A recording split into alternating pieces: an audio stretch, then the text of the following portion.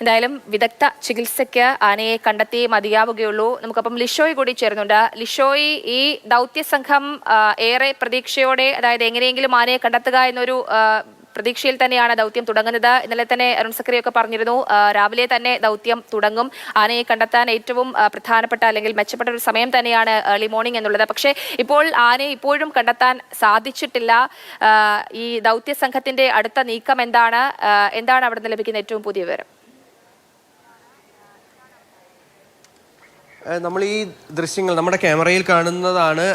ആനയെ ലൊക്കേറ്റ് ചെയ്യാൻ കഴിഞ്ഞിട്ടുണ്ട്. അതായത് വനം വകുപ്പ് ഉദ്യോഗസ്ഥർ ഈ ആന നിൽക്കുന്നതിൻ്റെ അടുത്ത് തന്നെയുണ്ട്. പക്ഷെ അവർക്ക് ഈ ദൗത്യ സംഘത്തിൻ്റെ അടുത്തേക്ക് ഈ ആന എത്തിയിട്ടില്ല. പക്ഷേ നമ്മുടെ ക്യാമറയിൽ കാണാൻ സാധിക്കുമെന്ന് പ്രതീക്ഷിക്കുന്നു. അതായത് ആന നിലവിൽ ഈ ദൗത്യം സംഘം നിൽക്കുന്ന മേഖലയിൽ നിന്ന് ചാലക്കുടി പുഴയുടെ ഉള്ളിലേക്ക് ഇറങ്ങി ആ തുരുത്തിന് അപ്പുറത്താണ്, തുരുത്തിൻ്റെ ആ ഭാഗത്താണ് ഉള്ളത്. നിലവിൽ തുരുത്തിൽ നിന്ന് പ്ലാന്റേഷൻ കോർപ്പറേഷൻ മേഖലയിലേക്ക് കടക്കുന്ന ഒരു ഇടത്തേക്കാണ് നിലവിൽ ആന എത്തിയിരിക്കുന്നത്.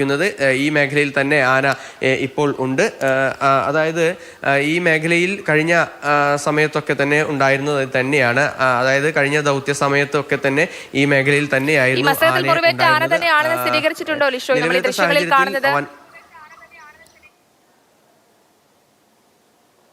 തീർച്ചയായും അതേ ആന തന്നെയാണ്. ആ ആന തന്നെയാണെന്നാണ് നമുക്ക് ഉറപ്പിക്കാൻ കഴിയുന്ന ഒരു കാര്യം.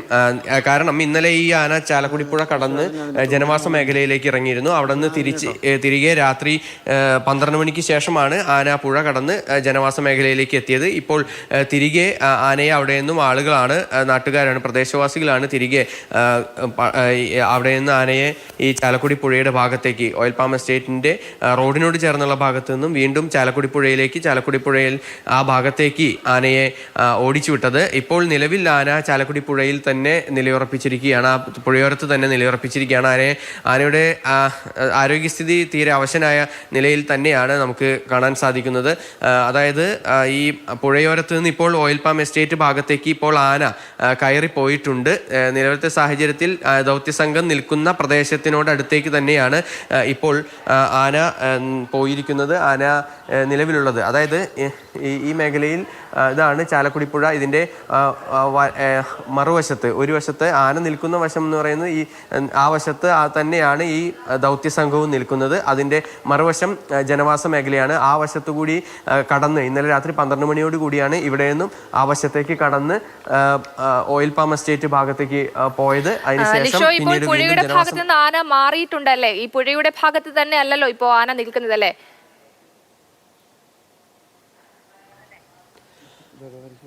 പുഴയുടെ ഭാഗത്ത് തന്നെയാണ് ഇപ്പോഴും നിൽക്കുന്നത്. അതായത് ഈ പുഴയുടെ ദൗത്യസംഘം നിൽക്കുന്ന ഭാഗത്തിനോട് ചേർന്നുള്ള സ്ഥലത്താണ് ആന നിൽക്കുന്നത്. അതായത് ഇനിയിപ്പോൾ അല്പസമയത്തിനകം തന്നെ സാധാരണഗതിയിൽ ആനയുടെ ഒരു സ്ഥിരം ഒരു ചെയ്യാറുള്ള കാര്യങ്ങൾ എന്നുള്ള രീതിക്ക് ഇവിടെ നിന്ന് നേരെ എല്ലാ ദിവസവും ഈ രാവിലെ ഈ ഒരു സമയമാകുമ്പോൾ ഓയിൽ പാം എസ്റ്റേറ്റിൻ്റെ ഭാഗത്തേക്ക് ആന നടന്ന് കയറുകയാണ് പതിവ്.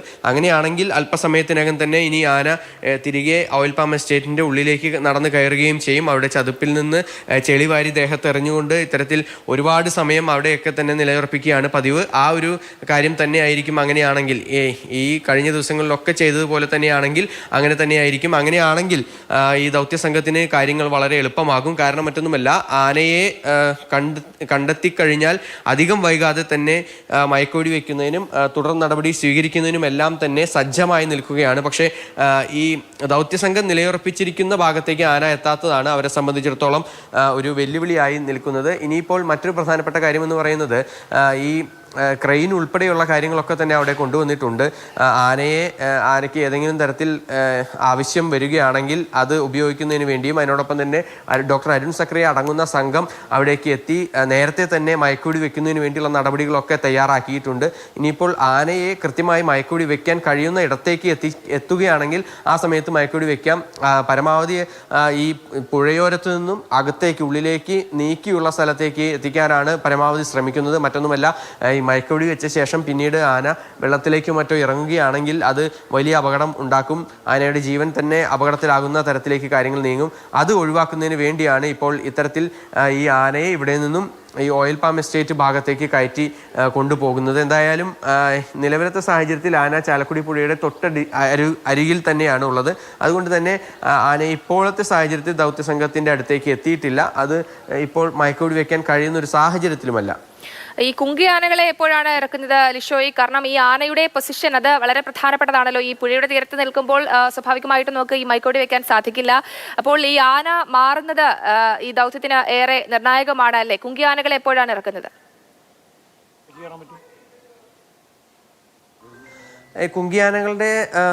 കുങ്കിയാനകളെ ഉപയോഗിക്കുക ഈ മയക്കുവെടി വെച്ച ശേഷം ഈ ലോറിയിലേക്ക് കയറ്റുന്നതിനും അതുപോലെ തന്നെ മയക്കുവെടി വെച്ച ശേഷം ആനയെ ആന ഓടിപ്പോവുകയാണെങ്കിൽ അവിടെ നിന്നും കൃത്യമായി ദൗത്യ സംഘത്തിന് ആവശ്യമുള്ള ഇടത്തേക്ക് ആനയെ മാറ്റുന്നതിനും ഒക്കെയായാണ് ഈ കുങ്കിയാനകളെ ഉപയോഗിക്കുക. ആ ഒരു സമയത്ത്, അതായത് മയക്കുവെടി വെച്ച ശേഷം ലോറിയിലേക്ക് കയറ്റുന്നതിന് ആവശ്യമായ സപ്പോർട്ട് നൽകുക എന്നുള്ളതാണ് കുങ്കിയാനകളുടെ ദൗത്യം പ്രധാനമായും. അതല്ലാതെ ആളുകൾക്ക് നേരെ തിരിയുകയാണെങ്കിൽ ഈ ഫോറസ്റ്റ് ഉദ്യോഗസ്ഥരെയും മറ്റും സംരക്ഷിക്കുന്നതിന് വേണ്ടിയും അതുപോലെ തന്നെ ആന പുഴയിലേക്കും മറ്റും ഇറങ്ങുകയാണെങ്കിൽ അത് ഇറങ്ങുന്നത് ഒഴിവാക്കുന്നതിന് വേണ്ടി ഒരു കുങ്കിയാനയെ ഈ പുഴയുടെ ഓരത്തുള്ള സൈഡിലും മറ്റൊരു കുങ്കിയാനയെ ഈ ദൗത്യസംഘം നിലയുറപ്പിച്ചിരുന്ന ഇടത്തേക്കും ആവശ്യമെങ്കിൽ മറ്റേതെങ്കിലും സഹായം ആവശ്യമെങ്കിൽ ആ രീതിക്കൊക്കെ ഉപയോഗിക്കാൻ വേണ്ടിയാണ് 3 കുങ്കിയാനകളെ നിലവിൽ എത്തിച്ചിരിക്കുന്നത്. അവരുടെ ഒരു സേവനം ഈ മയക്കുവെടി വെച്ചതിന് ശേഷമായിരിക്കും പ്രധാനമായും ആവശ്യം വരിക. ഈ ദൗത്യസംഘം ഇപ്പോൾ ഈ പുഴയുടെ അടുത്ത് തന്നെയാണോ ഉള്ളത് ലിഷോയ്, അതോ പല സംഘങ്ങളായി തിരിഞ്ഞിട്ടുണ്ടോ?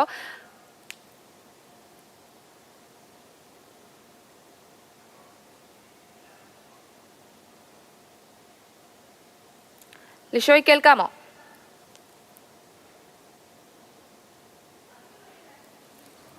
ആന നിലവിൽ നിൽക്കുന്ന പ്രദേശത്ത് ഈ വനംവകുപ്പ് ഉദ്യോഗസ്ഥർ മറുകരയിലാണ് ഉള്ളത്. ആന നിൽക്കുന്ന ഇടത്തേക്ക് അഥവാ ഇനിയിപ്പോൾ വനംവകുപ്പ് ഉദ്യോഗസ്ഥർ എത്തുകയാണെങ്കിൽ ഒരുപക്ഷെ ആന തിരികെ ഈ പുഴയിലേക്ക് തന്നെ ഇറങ്ങാൻ സാധ്യതയുണ്ട് എന്ന് കണക്കിലെടുത്താണ് അവർ കുറച്ചല്പം മാറി നിൽക്കുന്നത്. അതേസമയം ആന മറുകരയിലേക്ക് വരാതിരിക്കുന്നതിന് വേണ്ടി ഒരു സംഘം ഫോറസ്റ്റ് ഉദ്യോഗസ്ഥർ ഇപ്പുറത്ത്, അതായത് നേരെ മറുകരയിൽ അതിൻ്റെ അടുത്തേക്ക് ആന നീങ്ങും എന്നുള്ളത് തന്നെയാണ് നമുക്ക് മനസ്സിലാക്കാൻ സാധിക്കുന്നത്. സാധാരണഗതിയിൽ ഈ മേഖലയിലെല്ലാം തന്നെ ചളിവാരി എറിഞ്ഞാണ് നിൽക്കാറുള്ളത്. ആ പ്രദേശത്തേക്ക് തന്നെയാണ് ആന നിലവിൽ എത്തിയിരിക്കുന്നത്. ശരി ലിഷോയ്, എന്തായാലും ആന ഇപ്പോൾ പുഴയുടെ സമീപത്ത് തന്നെയാണ് നിലയുറപ്പിച്ചിട്ടുള്ളത്. ഈ ആന അവിടെ നിന്ന് മാറുന്ന സമയത്താണ് മയക്കുവെടി വെക്കാൻ സാധിക്കുകയുള്ളൂ. അതിന് ഈ ആന എങ്ങനെയെങ്കിലും പുഴയിലേക്ക് തിരികെ പോവുകയാണെങ്കിൽ അവിടെയും കുങ്കിയാനകളെ സജ്ജീകരിച്ചിട്ടുണ്ട്. എന്തായാലും വളരെ പ്രധാനപ്പെട്ട നിർണായകമായ ഒരു ദൗത്യം തന്നെയാണ് ഇത്. ഈ ആനയെ പിടികൂടി മയക്കുവെടി വെക്കുക എന്നുള്ളത്, അതിനുശേഷം വിദഗ്ധ ചികിത്സ നൽകുക എന്നുള്ളത് ദൗത്യസംഘത്തിന് മുന്നിലുള്ള പ്രധാനപ്പെട്ട ഒരു കടമ്പ തന്നെയാണ്. ഈ ആനയുടെ മുറിവ് സാരമായതുകൊണ്ട് തന്നെ അത് സമയം കഴിയും തോറും കാര്യങ്ങളെ കൂടുതൽ സങ്കീർണമാക്കും. ഈ ആനയെ മയക്കുവെടി വെക്കുമ്പോൾ അത് താങ്ങാനുള്ള ത്രാണി ഈ ആനയ്ക്കുണ്ടോ, ആനയുടെ ആരോഗ്യസ്ഥിതി, ഇതെല്ലാം വളരെ പ്രധാനപ്പെട്ടതാണ്.